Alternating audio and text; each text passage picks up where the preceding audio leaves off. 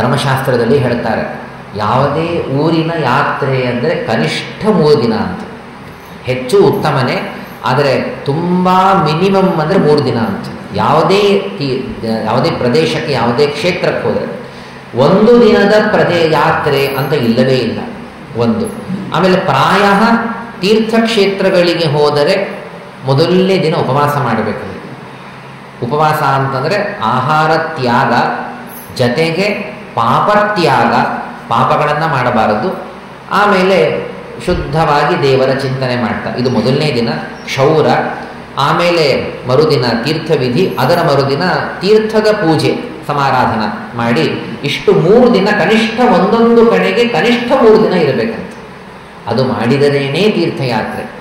ಒಂದೇ ದಿನದಲ್ಲಿ ಇವತ್ತು ದಿನಕ್ಕೆ 3 ದರ್ಶನ ಮಾಡಿಕೊಳ್ಳುವವರು ನಾವು. ದಿನಕ್ಕೆ 3, ದಿನಕ್ಕೆ 4 ಅನುಕೂಲತೆಗಳಿದೆ, ವಾಹನಗಳಿದೆ. ಹೀಗಾಗಿ ಬೇಗ ಬೇಗ ಬೇಗ ಬೇಗ ಹೋಗಿ ಎಲ್ಲ ಕಡೆಗೆ ಮಾಡಬಾರದು. ಒಂದೊಂದು ಕಡೆ 3 ದಿನ ಇದೆ. ವಿಷ್ಣು ಸಂಪೂಜ್ಯ ಯಾತ್ರಾಂ ಸಮಾಪಯೇತ್ ಸಮ್ಯಕ್ ನಿಯತಾತ್ಮ. ಹೀಗೆ ಮಾಡೋದ್ರಿಂದ ಒಳ್ಳೆಯ ಮೋಕ್ಷ ಸಿಗತ್ತೆ ಅಂತನ್ನುವುದನ್ನು ಹೇಳುತ್ತಾರೆ. ಇಷ್ಟು ಇದರ ಮಹಿಮೆ. ಮುಂದೆ ಗಯಾಕೂಪ ಅಂತ ಮತ್ತೆ ಪುನಃ ತೀರ್ಥಗಳಿದೆ. ಮುಂದೆ ಗಯಾಕೂಪ ಅಂತನ್ನುವಂಥದ್ದು ಎಲ್ಲಿ ಸ್ನಾನ ಮಾಡುವುದರಿಂದಾಗಿ ವಿಶೇಷವಾಗಿ ಮತ್ತೆ ಪಾಪಗಳ ನಾಶ, ಸರ್ವಾಭೀಷ್ಟ ಫಲಪ್ರದಂ, ಸರ್ವಕಾಮಂ ಅವಾಪ್ನೋತಿ ಶ್ರಾದ್ದಂ ಕೃತ್ವ. ಗಯಾಕೂಪದಲ್ಲಿ ಅಲ್ಲಿ ಆ ಶ್ರಾದ್ದವನ್ನು ಕೂಡ ಮಾಡಬೇಕಂತೆ. ನರಕದಲ್ಲಿ ಇದ್ದ ಪಿತೃಗಳು, ಪಿತಾಮಹರು ಯಾರಾದರೂ ಇದ್ದಿದ್ದರೆ, ಯಾರಿಗೋ ಪಾಪ ಏನೋ ಜನ್ಮಾಂತರದ ಕರ್ಮ, ಅವರದು ಕರ್ಮ ಜನ್ಮಾಂತರದ ಕರ್ಮ ಏನಾದರೂ ಇದ್ದು ನರಕದಲ್ಲಿ ವಾಸವಾಗಿ ಇದ್ದರೆ ಹಿರಿಯರು ಅವರ ಪರವಾಗಿ ಇಲ್ಲಿ ಶ್ರಾದ್ದವನ್ನು ಮಾಡಿದರೆ ಅವರಿಗೆ ವಿಷ್ಣು ಲೋಕ ಪ್ರಾಪ್ತಿಯಾಗತ್ತಂತೆ. ಗಯಾಕೂಪ ಅಂತನ್ನೋದು ಒಂದು ಇಲ್ಲಿ ಇದೆ. ಮುಂದೆ ಸತ್ತುಗಳಿಂದ ಪಿಂಡ ಪ್ರದಾನವನ್ನು ಮಾಡಬೇಕು, ಯವ ಇತ್ಯಾದಿಗಳಿಂದ ಅಂತ ತೀರ್ಥದ ವಿಶೇಷವಾಗಿ ಆ ಶ್ರಾದ್ದದ ಬಗ್ಗೆ ಹೇಳುತ್ತಾರೆ. ಹೀಗೆ ಚೆನ್ನಾಗಿ ಶ್ರಾದ್ದವನ್ನು ಮಾಡಬೇಕಾದಂಥದ್ದು ಗಯಾಕೂಪದಲ್ಲಿ. ಶ್ರಾದ್ದದ ಬಗ್ಗೆ ಬಹಳ ಹೇಳಿದ್ದಾರೆ, ಸುಮಾರು ಶ್ಲೋಕಗಳಿದೆ ಶ್ರಾದ್ದದ ಬಗ್ಗೆ. ಇನ್ನು ಸೋಮವಾರ ಅಮಾವಾಸ್ಯ ಈ 2 ಯೋಗ ಸೇರಿಕೊಂಡ್ರೆ, ಅಂದರೆ ಯಾವ ಸೋಮವಾರ ಅಮಾವಾಸ್ಯ ತಿಥಿ ಬರುತ್ತದೆ ಅಂಥ ದಿನ ಗಯಾಕೂಪದಲ್ಲಿ ಶ್ರಾದ್ದ ಮಾಡಿದರೆ ಅನಂತ ಫಲವಂತೆ. ಈ ಯೋಗ ಸೇರಿಕೊಂಡಾಗ ಸೋಮವಾರ ಜೊತೆಗೆ ಅಮಾವಾಸ್ಯೆ 2 ಇರಬೇಕು. ಆಗ ಗಯಾಕೂಪದಲ್ಲಿ ಅನಂತವಾದಂತಹ ಫಲ ಇದೆ ಶ್ರಾದ್ದ ಮಾಡುವುದರಿಂದ. ಬೇರೆ ಸೋಮವಾರ ಮಾಡಿದರೂ ವಿಶೇಷ ಫಲವೇ, ಆದರೆ ಈ 2 ಯೋಗ ಸೇರಿಕೊಂಡ್ರೆ ತುಂಬ ಹೆಚ್ಚಿನ ಫಲ. ಅದರ ಮುಂದೆ ಇರೋದು ಪಿಶಾಚ ಮೋಚನ ಅಂತ ಒಂದು ತೀರ್ಥ. ಅದರ ಪೂರ್ವ ದಿಕ್ಕಿನಲ್ಲಿ ಇರುವಂಥದ್ದು ಪಿಶಾಚ ಮೋಚನ ಅಂತ. ಎಲ್ಲಿ ಸ್ನಾನವನ್ನು ಮಾಡುವುದರಿಂದಾಗಿ ಪಿಶಾಚರಾಗಿ ಹುಟ್ಟುವುದಿಲ್ಲ, ಅಂದರೆ ದುರ್ಮರಣಾದಿಗಳೂ ಬರುವುದಿಲ್ಲ. ಇದರಿಂದಲೇ ಎಲ್ಲ ಮತ್ತೆ ಒಂದರಿಂದ ಒಂದು ನಮಗೆ ಇಂಪ್ಲೈಡ್ ಆದಂತಹ ಅರ್ಥಗಳಿವೆಲ್ಲವೂ ಕೂಡ. ಹಾಗೆ ಪಿಶಾಚೋ ನೈವ ಜಾಯತೆ, ಇಲ್ಲಿ ಸ್ನಾನವನ್ನು ವಿಶೇಷವಾಗಿ ಮಾಡಬೇಕು. ಮಾರ್ಗಶಿರ ಮಾಸ ಶುಕ್ಲ ಚತುರ್ದಶಿಯ ದಿನ ವಿಶೇಷವಾಗಿ ಸ್ನಾನವನ್ನು ಇಲ್ಲಿ ಮಾಡಬೇಕು. ಅದರ ಹತ್ತಿರದಲ್ಲೇನೆ ಪೂರ್ವ ಭಾಗದಲ್ಲಿ ಮಾನಸ ಅಂತನ್ನುವಂತಹ ಒಂದು ತೀರ್ಥವಿದೆ ಅಂತ. ಮಾನಸ ಅಂತನ್ನುವಂತಹ ತೀರ್ಥ, ಇಲ್ಲೂ ಕೂಡ ಮೇರು ತುಲ್ಯವಾದ ಪಾಪಗಳು ಸ್ನಾನ ಮಾಡೋದರಿಂದಾಗಿ ನಾಶವಾಗುತ್ತಂತೆ. ಇದು ಮಾನಸ ಅಂತನ್ನುವಂತಹ ಒಂದು ತೀರ್ಥವಿದೆ. ಹೀಗಾಗಿ ಅವತ್ತು ಆ ಭಾದ್ರಪದ ಶುದ್ಧ ಪೂರ್ಣಿಮಾ ದಿನ ಅಲ್ಲಿ ಸ್ನಾನಕ್ಕೆ ಹೆಚ್ಚಿನ ಒಂದು ಫಲವಿದೆ. ಅದರ ದಕ್ಷಿಣ ದಿಗ್ಭಾಗದಲ್ಲಿ ತಮಸ ಅಂತನ್ನುವಂತಹ ನದಿ ಇದೆ. ತಮಸ ಅನ್ನುವ ನದಿ ಮಹಾಪಾತಕ ನಾಶಿನಿ, ಎಲ್ಲ ಪಾಪಗಳನ್ನು ನಾಶ ಮಾಡುವಂತಹದ್ದು ಅಂತಹ ತೀರ್ಥ. ರಮ್ಯವಾದಂತಹದ್ದು, ನಾನಾ ವಿಧವಾದಂತಹ ತೀರ್ಥಗಳು. ಅದರ ಹತ್ತಿರದಲ್ಲೇನೆ ಮಾಂಡವ್ಯ ಋಷಿಗಳ ಸ್ಥಾನ ಇದೆ. ಇವೆಲ್ಲ ಬೆಳಗ್ಗೆ ಸುಮ್ಮನೆ ಸಂಕ್ಷೇಪದಲ್ಲಿ ಕೇಳ್ತಾ ಹೋದ್ವಿ. ಮಾಂಡವ್ಯ ತೀರ್ಥರ ಸ್ಥಾನವಿದೆ ಆ ತಮಸಾ ತೀರದಲ್ಲಿ. ಆ ಆಶ್ರಮ ಅತ್ಯಂತ ಮನೋಹರವಾದಂತಹದ್ದು. ಅಂಥದ್ದು ಒಂದು ಮಾನಸ ಅಂತನ್ನುವ ತಮಸ ಅಂತನ್ನುವ ನದಿ, ಅದರ ಹತ್ತಿರದಲ್ಲಿ ಮಾಂಡವ್ಯರ ಆಶ್ರಮ ಇರುವಂಥದ್ದರ ಬಗ್ಗೆ ಎಲ್ಲ ಸಾಕಷ್ಟು ಅದರ ಪ್ರಕೃತಿಯ ವರ್ಣನೆಯನ್ನು ಮಾಡುತ್ತಾರೆ. ಮಾಂಡವ್ಯ ಋಷಿಗಳು ತಪಸ್ಸು ಮಾಡಿದ್ದು ಅಯೋಧ್ಯಾದಲ್ಲೇ. ಮಾಂಡವ್ಯ ಋಷಿಗಳು ತಮಸಾ ತೀರದಲ್ಲಿ ತಾವು ತಪಸ್ಸನ್ನು ಮಾಡಿದ್ದಾರೆ. ಅವರ ತಪಸ್ಸಿನಿಂದಲೇ ಪ್ರಾದುರ್ಭೂತವಾದಂತಹ ತೀರ್ಥ ಒಂದು ವಿಶೇಷವಾಗಿ ಇದೆ. ಯತ್ ಪ್ರಭಾವಾತ್ ಅಭೂತ್ ತೀರ್ಥಂ ಪಾವನಂ ಯತ್ ಸದಾ ಮಹತ. ಅತ್ಯಂತ ಶ್ರೇಷ್ಠವಾದ ಒಂದು ತೀರ್ಥವೇ ಅವರ ಆಶ್ರಮದಲ್ಲಿ ಪ್ರಕಟವಾಗಿ ಬಿಡುತ್ತಂತೆ. ಅಂಥದ್ದು ಅದ್ಭುತವಾದಂತಹದ್ದು. ಅದರ ಪೂರ್ವದಲ್ಲಿ ಗೌತಮರ ಆಶ್ರಮ. ಮಾಂಡವ್ಯರ ಆಶ್ರಮದ ಪೂರ್ವದಲ್ಲಿ ಗೌತಮರ ಆಶ್ರಮ ಅಲ್ಲಿ, ಮತ್ತು ಅದರ ಪೂರ್ವದಲ್ಲಿ ಚವನರ ಆಶ್ರಮ, ಮತ್ತು ಪ್ರಥಮಂತೆ ಮುನಿಶ್ರೇಷ್ಠ ಪಿತುಃ ಕಿಲ ತಪೋನಿಧೇ ಪರಾಶರ ಮುನಿಗಳು ಅಲ್ಲಿ ಇದ್ದಾರೆ. ಹೀಗೆ ಅನೇಕ ತಾಪಸರ ಆಶ್ರಮ ತಮಸಾ ನದಿಯ ತೀರದಲ್ಲಿ ಇದೆ ಅಂತ. ವಾಲ್ಮೀಕಿಗಳ ಆಶ್ರಮವೂ ಹತ್ತಿರದಲ್ಲೇ ಇತ್ತು. ಇದನ್ನು ವಾಲ್ಮೀಕಿ ರಾಮಾಯಣದಲ್ಲಿ ಅವರು ವರ್ಣಿಸ್ತಾರೆ. ಅಂದರೆ ತಮಸಾ ತೀರದ ಬಗ್ಗೆ, ತಮಸಾ ನದಿಯ ಬಗ್ಗೆ ವರ್ಣಿಸ್ತಾರೆ. ಅದರಿಂದ ಋಷಿಮುನಿಗಳ ಆಶ್ರಮಗಳು ಇದ್ದಂತಹ ಪ್ರದೇಶ. ಇನ್ನೂ ಒಂದು ನೆನಪಾಗತ್ತೆ, ಒಂದು ಸಲ ಹೋದದ್ದು ಈ ಗೋಪ್ರತಾರಕ, ನಾವು ಹಿಂದೆ ಕೇಳಿದ್ವಿ. ಗೋಪ್ರತಾರಕದಿಂದ ಅಂದರೆ ಫೈಜಾಬಾದಿಂದ ಅಯೋಧ್ಯೆಗೆ ತಿರುಗಿ ಬರ್ತಾ ಇದ್ವಿ. ಆ ಆಟೋದವನು ಸ್ವಲ್ಪ ತಿಳ್ಕೊಂಡವನು ಅಂತ ಅನಿಸಿದ, ಮಾತಾಡ್ತಾ ಇರಬೇಕಾದಾಗ ಅವನು ಹೇಳಿದ, ಈಗಲೇ ಸರಯೂ ನದಿಯ ಗಾತ್ರವನ್ನು ನೋಡಿ, ಸರಯೂ ನದಿಯ ಗಾತ್ರವನ್ನು, ಅಗಲವನ್ನು ನೋಡಿದರೆ ತುಂಬ ಅಗಲ ಇದೆ, ಇವತ್ತಿಗೇನೆ ತುಂಬ ಅಗಲ ಇದೆ. ಅವನು ಹೇಳಿದ ಮಾತು ಅವತ್ತು ನಮ್ಮ ಹಿಂದಿನವರು ಹೇಳ್ತಾ ಇದ್ರು ಇದೇನೂ ಅಲ್ಲ ಅಂತ. ಅವನು ಹೇಳಿದರೆ ಆಶ್ಚರ್ಯವಾಗತ್ತೆ, ಕನಿಷ್ಠ ಒಂದು 2 ಕಿಲೋಮೀಟರ್ ಅಗಲ ಅಂತ. ಅವ್ರು ತೋರಿಸ್ತಿದ್ದ, ಅವನು ಹೇಳ್ತಿದ್ದ ಇದೆಲ್ಲ ಏನಿದೆ ಅಲ್ಲ, ರೋಡು, ಈ ಹೊಲ ಇಲ್ಲ, ಇದೆಲ್ಲ ನದಿನೇ ಇತ್ತು ಅಂತ. ಅವನು ಹೇಳ್ತಾ ಇದ್ದ ಇದೆಲ್ಲ ನದಿನೇ ಇತ್ತು, ಈಗಲೇನೆ ಎಷ್ಟು ಅಗಲ ಇದೆ ಅಂದರೆ ತುಂಬ ಅಗಲ ಇದೆ. ಬರಬೇಕಾದಾಗ ನೋಡ್ಬೋದು ನಾವು, ತುಂಬ ಅಗಲವಾದಂತಹ ಗಾತ್ರ, ಅಥವಾ ಮೇಲಿಂದಲೂ ಕದಾಚಿತ್ ಕಾಣಿಸ್ತದೆ, ತುಂಬ ಅಗಲವಾದ ಗಾತ್ರ ಸರಯೂ ನದಿದು. ಹಿಂದಿನ ಕಾಲದಲ್ಲಿ ಇನ್ನೂ ಅಗಲವಾಗಿ ಇತ್ತಂತೆ, ಅಷ್ಟು ಅದ್ಭುತವಾದಂತಹದ್ದು. ಹಾಗಾಗಿ ಚೆನ್ನಾಗಿ ನೀರು, ಇವತ್ತು ನೀರು ಸ್ವಲ್ಪ ಕಮ್ಮಿಯಾಗಿದೆ, ಅದೆಲ್ಲ ನಮ್ಮ ಸಾಮರ್ಥ್ಯಗಳಲ್ಲ, ಮನುಷ್ಯರ ಸಾಮರ್ಥ್ಯ, ಮನುಷ್ಯರ ಪಾಪದ ಸಾಮರ್ಥ್ಯದಿಂದಾಗಿ ಎಲ್ಲ ಕಮ್ಮಿಯಾಗಿದೆ. ಆದರೆ ಆಗಿನ ಕಾಲದಲ್ಲಿ ಅಷ್ಟು ಚೆನ್ನಾಗಿ ನೀರು, ಶುದ್ಧ ನೀರು, ಸ್ವಲ್ಪನೂ ಕೊಳಚೆ ಇಲ್ಲ, ಜನಗಳು ಹೊಲಸು ಮಾಡ್ತಿರಲಿಲ್ಲ, ಕೇವಲ ಸ್ನಾನ ಮಾಡೋದು, ಶುದ್ಧವಾಗಿ ಅದನ್ನು ಪವಿತ್ರ ಭಾವನೆಯಿಂದ ಪೂಜೆ ಮಾಡೋದು, ಅಷ್ಟು ಇದ್ದದ್ದು. ಕುಡಿಲಿಕ್ಕೆಲ್ಲ ಬಳಸ್ತಿದ್ರು, ಅಂಥ ನೀರದು. ಹಾಗಾಗಿ ಎಲ್ಲ ಋಷಿಮುನಿಗಳೆಲ್ಲರ ಆಶ್ರಮ ಅಲ್ಲಿ. ಈಗ ಕೇಳ್ತಾ ಇದ್ದದ್ದು ಎಷ್ಟು ಜನಗಳು, ಎಷ್ಟು ಋಷಿಮುನಿಗಳು, ಎಲ್ಲರ ಆಶ್ರಮ ಅಂಥದ್ದು. ವರ್ತಂತೆ ತಾಪಸಾನಾಂಚ ಯಸ್ಯಾಸ್ತೀರೇ ಸಮಂತತಃ, ಇಲ್ಲೊಬ್ಬರ ಆಶ್ರಮ ಅಲ್ಲೊಬ್ಬರ ಆಶ್ರಮ, ಎಲ್ಲ ಆಶ್ರಮಮಯವಾದಂಥದ್ದು ಅಲ್ಲಿ ಇತ್ತು ಅಂತನ್ನುವುದನ್ನು ನಾವು ಕೇಳ್ತೀವಿ. ತಮಸಾನಾಮ ಸಾಜ್ಞೇಯ ವರ್ತತೆ ತಟಿನೀ ಶುಭ ಯಜ್ಞಯೋಪಾನ್ ಸಮುತ್ಥಾಯ ಶೋಭಿತ ಬಹುಶೋಭಿಮತಃ. ಅಲ್ಲಿ ಯಜ್ಞಗಳನ್ನು ಮಾಡುವುದಕ್ಕಾಗಿ ಆ ಕುಂಡಗಳನ್ನು ಅಲ್ಲಿ ಅಗದು ರೆಡಿ ಮಾಡಿ ಇಡುತ್ತಿದ್ದರಂತೆ. ಆಶ್ರಮ ಹತ್ತಿರದಲ್ಲೇ ಒಂದು ಯಜ್ಞದ ಕುಂಡ, ಯಜ್ಞ ಮಂಟಪ. ಋಷಿಮುನಿಗಳು ಇನ್ನೇನು ಕೆಲಸ, ಮೊನ್ನೆ ಯಾವಾಗ ವಿಚಾರ ಮಾಡ್ತಾ ಇತ್ತು, ದೇವರು ಆ ಎಲ್ಲ ಹಿಂದಿನ ಕಾಲದಂತೆ ಇದ್ದು ಬಿಡುತ್ತೋ ಅಂದರೆ ಇನ್ನೇನು ಕೆಲಸ, ದೇವರದೇ ಆರಾಧನೆ ಮಾಡ್ಕೋತ ಕೂತು ಬಿಡೋದು. ಅಂತಹ ಒಳ್ಳೆ ನದಿ, ಒಂದು ಒಳ್ಳೆಯ ವ್ಯವಸ್ಥೆ ಸ್ವಲ್ಪ ದೇವರು ಮಾಡಿಕೊಟ್ಟಿದ್ದ ಹಿಂದಿನವರಿಗೆ. ಹೊಲ ಮನೆಗಳೆಲ್ಲ ಇತ್ತು ಆಗಿನ ಕಾಲದಲ್ಲಿ. ಹಾಗಿತ್ತು ಅಂದರೆ ಸರ್ವವನ್ನೂ ತ್ಯಜಿಸಿ ನಿರಂತರ ಹೀಗೆ ಎಲ್ಲರೂ ಕೂತು ಬಿಡ್ಬೋದಾಗಿತ್ತು. ಈಗ ಸ್ಕಂದ ಪುರಾಣ ಮುಗಿದು ಮತ್ತೊಂದು ಪುರಾಣ ತಗೊಳ್ಳೋದು, ಕೂತು ಬಿಡೋದು. 18 ಪುರಾಣಗಳ ರಚನೆ ಮಾಡಿದ್ದಾರೆ, ಮಹಾಭಾರತ ಇದೆ, ರಾಮಾಯಣ ಎಷ್ಟು ಬೇಕೋ ಅಷ್ಟಿದೆ, ಕೂತು ಬಿಡೋದು. ಹೀಗೆ ಎಲ್ಲರೂ ಕೂತು ದೇವರ ನಾಮಸ್ಮರಣೆ ಮಾಡ್ತಾ ಕೂತು ಬಿಡ್ಬೋದಾಗಿತ್ತು. ತತ್ರ ಸ್ನಾನೇನ ದಾನೇನ ಶ್ರಾದ್ದೇನ ಚ ವಿಶೇಷತಃ, ವಿಶೇಷವಾದಂತಹ ಪುಣ್ಯ ಇದೆ ಅಲ್ಲಿ. ತಮಸಾ ತೀರದಲ್ಲಿ ದೊಡ್ಡ ನದಿ ಅಂಥದ್ದು ತಮಸಾ ನದಿ. ಆಮೇಲೆ ಸೀತಾಕುಂಡ ಅಂತಿದ್ದು ಪ್ರಾಯ 3ನೇದು. ಸೀತಾಕುಂಡಮಿತಿ ಖ್ಯಾತಂ ಶ್ರೀ ದುಗ್ಧೇಶ್ವರ ಸನ್ನಿಧೋ, ಹಿಂದೆ ಬಂದಿದ್ದರ ಬಗ್ಗೆನೇ ಹೇಳ್ತಾರೆ. ದುಗ್ಧೇಶ್ವರನ ಸನ್ನಿಧಾನದ ಸೀತಾಕುಂಡ, ಅಲ್ಲಿ ಭಾದ್ರಪದ ಶುಕ್ಲ ಚತುರ್ಥಿಯ ದಿನ ವಿಶೇಷವಾಗಿ ಸ್ನಾನ ಮಾಡೋದ್ರಿಂದ ಪುಣ್ಯ ಇದೆ. ಮತ್ತು ಸ್ಮರಣ ಮಾತ್ರದಿಂದಾಗಿ ಅಲ್ಲಿ ರುದ್ರದೇವರ ಸನ್ನಿಧಾನವೂ ಕೂಡ ಇದೆ, ಗಣಪತಿಯ ಸನ್ನಿಧಾನವೂ ಕೂಡ ಇದೆ. ಅಲ್ಲಿ ಸರ್ವಕಾಮಾರ್ಥ ಸಿದ್ಧ್ಯರ್ಥಂ ಪೂಜ್ಯೋ ವಿಘ್ನೇಶ್ವರಸ್ತಥಾ, ಸೀತಾಕುಂಡದ ಹತ್ತಿರದಲ್ಲೇನೆ ಗಣಪತಿಯ ದೇವಸ್ಥಾನವೂ ಇದೆ. ಆ ಗಣಪತಿಯನ್ನು ಪೂಜೆ ಮಾಡೋದ್ರಿಂದ ಮಾತ್ರವಲ್ಲ, ಸ್ಮರಣೆ ಮಾಡಿದರೂ ಸಾಕಂತೆ. ಸ್ಮರಣೆ ಅಂತೂ ಮಾಡಿಬಿಡೋಣ, ಇಲ್ಲಿಂದಲೇ ಸ್ಮರಣೆ ಮಾಡ್ಬೋದು. ಸರ್ವ ವಿಘ್ನ ವಿನಾಶನಂ, ಸಾಧನೆಗೆ ಬರುವ, ಭಗವಂತನ ಭಕ್ತಿಗೆ ಬರುವ, ಜ್ಞಾನಕ್ಕೆ ಬರುವ ವಿಘ್ನಗಳೆಲ್ಲ ಪರಿಹಾರವಾಗತ್ತೆ. ಆ ದಕ್ಷಿಣ ಭಾಗದಲ್ಲಿ ಭೈರವ ಅಂತ ರುದ್ರದೇವರ ಒಂದು ಪರಿವಾರದ ದೇವತೆ, ಅಂತಹ ಭೈರವ ಇದ್ದಾನೆ. ಯಾರನ್ನು ನೋಡಿದ ಮಾತ್ರಕ್ಕೆ ಪಾಪಗಳಿಂದಲೂ ಕೂಡ ಮುಕ್ತಿ ಅನ್ನುವುದು ಆಗತ್ತೆ ಅಂತಹ ಭೈರವ. ಮುಂದೆ ಪಶೂಪಹಾರ ಸಂಭೂತಿ ಕರ್ತವ್ಯಂ ಭೋಜನಂ ಜನೈಹಿ, ಇಂಥ ಅದರ ಉತ್ತರ ಭಾಗದಲ್ಲಿ ಭರತಕುಂಡ ಅಂತ, ಭೈರವನ ಉತ್ತರ ಭಾಗದಲ್ಲಿ ಭರತಕುಂಡ ಅಂತ. ಎಲ್ಲಿ ಸ್ನಾನ ಮಾಡುವುದರಿಂದಾಗಿ ಪಾಪಗಳಿಂದ ಮುಕ್ತಿ, ಅಲ್ಲಿ ವಿಶೇಷವಾಗಿ ಅನ್ನ ಇತ್ಯಾದಿಗಳನ್ನು ದಾನವನ್ನು ಮಾಡಬೇಕು. ಭರತಕುಂಡ ಅಂತ.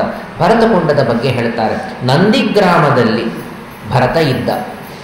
ನಂದಿಗ್ರಾಮ ಅಂತಿದ್ದು ಹತ್ತಿರದಲ್ಲೇ ಇದೆ. ಒಬ್ಬರು ಹೋಗಿನೂ ಬಂದರು, ಬೆಳಗ್ಗೆ ಭೇಟಿಯಾದವರು ಒಬ್ಬರು ಹೋಗಿ ಬಂದಾರಂತೆ. ಹತ್ತಿರದಲ್ಲೇ ಇದೆ, ಬಹಳ ದೂರದಲ್ಲಿ ಇಲ್ಲ ನಂದಿಗ್ರಾಮ. ಭರತ ಅಲ್ಲಿ ಇದ್ದಂಥದ್ದು. ಅಲ್ಲಿ ಒಂದು ಮಾತನ್ನು ಹೇಳ್ತಾರೆ. ಆ ನಂದಿಗ್ರಾಮದಲ್ಲಿ, ಪ್ರಾಯ ನಂದಿಗ್ರಾಮ ಕಾಣಿಸ್ತದೆ, ಅಲ್ಲಿ ಸ್ನಾನಾದಿಗಳನ್ನು ಮಾಡೋದರಿಂದಾಗಿ ಅಣ್ಣ ತಮ್ಮಂದರ ವಿಯೋಗವಾಗೋದಿಲ್ಲ. ಅಲ್ಲಿ ಭರತಕೊಂಡ, ಇದು ಒಂದು ಥರದ ಭರತಕೊಂಡ, ಕದಾಚಿತ್ ಇದೇ ಫಲ ಇರಬಹುದೇನೋ ಅಂತ.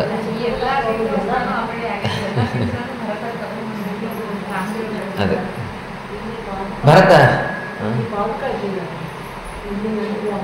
ಅದೇ ಹೌದು, ರಾಮದೇವರ ಬಂಗಾರದ ಪಾದುಕ ಇಟ್ಟುಕೊಂಡು ತಾನು ಪೂಜೆ ಮಾಡ್ತಾ ಇದ್ದ ಅಂತ. ಭರತಕೊಂಡ ಅಂತ ನಾವು ಪ್ರಾಯ ಇಲ್ಲಿ ಕೆಲವು ಜನಗಳಿದ್ರು. ನಾವು ಚಿತ್ರಕೂಟದ ಯಾತ್ರೆಯನ್ನು ಮಾಡ್ತಾ ಇರಬೇಕಾದಾಗ ಅಲ್ಲಿ ಒಂದು ಹತ್ತಿರದಲ್ಲೇ ಭರತಕುಂಡ ಅಂತ ಅಲ್ಲಿಗೆ ಹೋಗಿ, ಭರತಕೂಪ ಅಂತ ಅಲ್ಲಿಗೆ ಹೋಗಿದ್ದು. ಭರತಕೂಪ ಅಂತ ಅಲ್ಲಿ ಆ ಭರತಕೂಪ, ಭರತ ತಾನು ಎಲ್ಲ ತೀರ್ಥಗಳ ಸನ್ನಿಧಾನ ಅಲ್ಲಿ ತಂದಿದ್ದಾನೆ ಅಂತ. ಅಂದರೆ ಇಷ್ಟೆಲ್ಲ ತೀರ್ಥಗಳ ಸನ್ನಿಧಾನದಲ್ಲಿ ಇದ್ದಿರಬಹುದು. ಅಂತಹ ಭರತಕೂಪ ಅಂತ. ಅದು ಭರತಕೂಪ, ಇದು ಭರತಕುಂಡ. ಇದು ನಂದಿಗ್ರಾಮದಲ್ಲಿ ಇದೆ ಭರತಕುಂಡ. ಇಲ್ಲಿ ಅದೇ ಹೌದು ಭರತಕೂಪ. ಮತ್ತು ಇಲ್ಲಿಂದಲೂ ಏನು ಬಹಳ ದೂರದಲ್ಲಿ ಇಲ್ಲ, ಅದು ಪ್ರಾಯ ಒಂದು 200 ಕಿಲೋಮೀಟರ್ ದೂರದಲ್ಲಿ. ಅಲ್ಲ, ನಂದಿಗ್ರಾಮ ಅಲ್ಲ, ಭರತಕೂಪ. ಚಿತ್ರಕೂಟ ಅಂದರೆ ಚಿತ್ರಕೂಟ ಇದು ಪ್ರಯಾಗದಿಂದ ಹತ್ತಿರವಾಗತ್ತೆ. ಪ್ರಾಯ ಒಂದು 200 ಕಿಲೋಮೀಟರ್ ಹಿಂದೆ ಮುಂದಿರಬಹುದು. ಅದು ಇಲ್ಲಿಂದ ಅಯೋಧ್ಯದಿಂದ ಮೊದಲಿಗೆ ವನವಾಸ ಆರಂಭ ಮಾಡಿದ್ದೇನೆ ಅಯೋಧ್ಯದಿಂದ ಪ್ರಯಾಗಕ್ಕೆ ಹೋದದ್ದು. ಅಲ್ಲೇ ಭರದ್ವಾಜರ ಆಶ್ರಮ, ಅಲ್ಲಿಂದ ಮುಂದೆ ಚಿತ್ರಕೂಟ. ಹೀಗೆ ರಾಮದೇವರ ಪ್ರಯಾಣ ಇತ್ತು.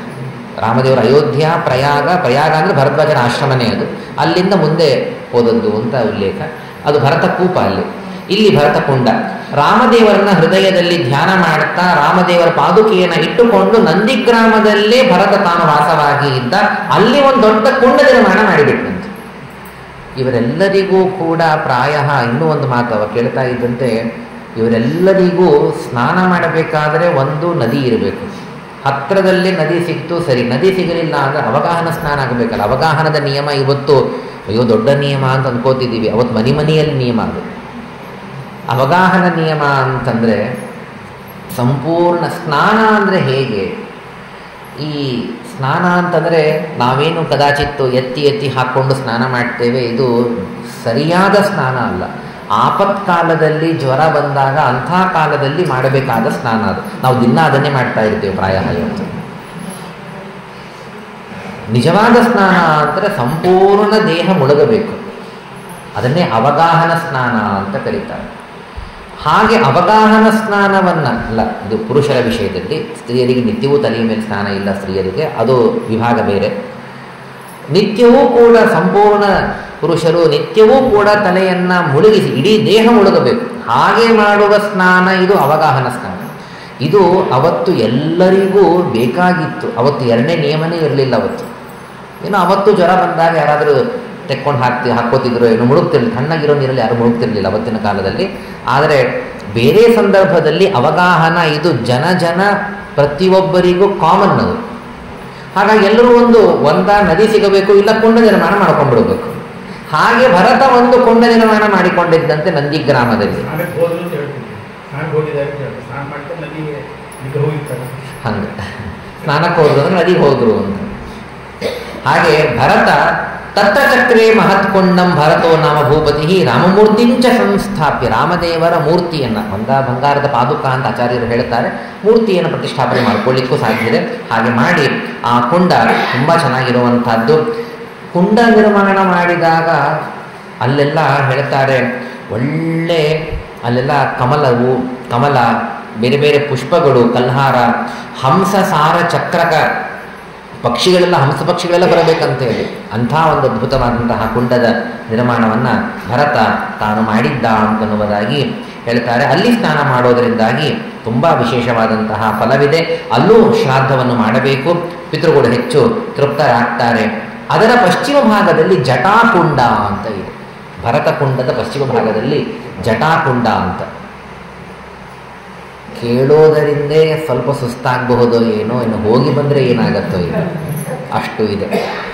ಜಟಾಕುಂಡ ಅಂತ ಇದೆ. ಯತ್ರ ರಾಮಾದಿಭಿ ಸರ್ವೈ ಜಟಾಹ ಪರಿಹೃತಾಹ ನಿಜಾಹ. ಜಟಾಕುಂಡದ ಬಗ್ಗೆ ಹೇಳ್ತಾರೆ. ರಾಮದೇವರು ವನವಾಸಕ್ಕೆ ಹೋದಾಗ ಹೇಗೆ ಹೋದರು ಅಂದರೆ ಜಟಾವಲ್ಕಲಧಾರಿಗಳಾಗಿ ಹೋದರು. ಕ್ಷತ್ರಿಯರಾಗಿ, ಅರ್ಥಾತ್ ಆ ಎಲ್ಲ ರಾಜ ಏನು ವೇಷ ಹಾಗೆಲ್ಲ ಇಟ್ಕೊಂಡು ಹೋಗಲಿಲ್ಲ. ತಲೆಗೂ ಜಟಾ ಕಟ್ಟಿಕೊಂಡ್ರು, ಶಿಖ ದೊಡ್ಡದಾಗಿ, ಅಂದರೆ ಮತ್ತೆ ಮತ್ತೆ ವಪನಗಳು ಇಲ್ಲ. ಹಾಗಾಗಿ ಜಟಾವನ್ನು ಜಟಾಧಾರಿಗಳಾಗಿ ಹೋದರು. ಇಡೀ 14 ವರ್ಷ ಜಟ, ಒಳ್ಳೆ ಜಟ. ಆಲದ ಹಾಲು,